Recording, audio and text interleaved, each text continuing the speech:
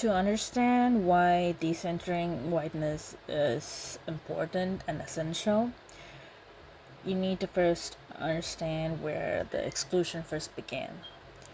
So, in the first wave feminism, where women were actively fighting for suffrage, even though it was a monumental movement, it was still really exclusionary. People like Susan B. Anthony, Elizabeth Cady Stanton, even though they were prioritizing white women's right to vote, they went out of their way to exclude the rights of black men, women, and their and even though they also help fight for the rights of women to vote, their contributions were erased and they were completely excluded.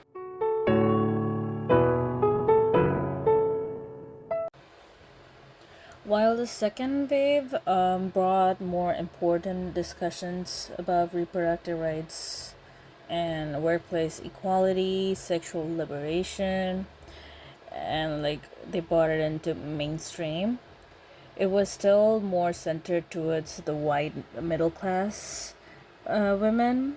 So it was still really exclusionary, and even though women of color were on the front lines of fighting for these rights, they were still scorned at and like excluded.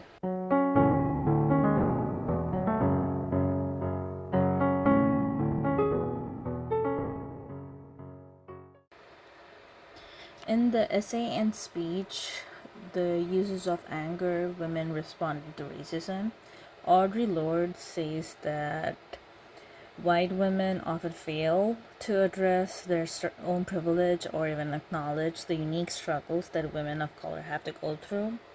And she demands accountability from white feminists, saying that their unwillingness to confront the racism undermines the feminist movement as a whole.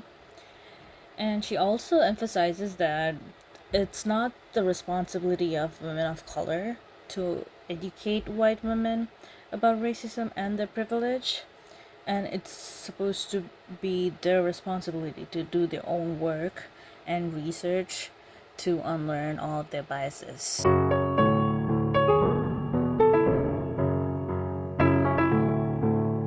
The disappointing thing about this is that this is something that's still seen to this day a lot. White women tend to pick and choose which parts of feminism that applies to them and what they're willing to fight for or like even speak about.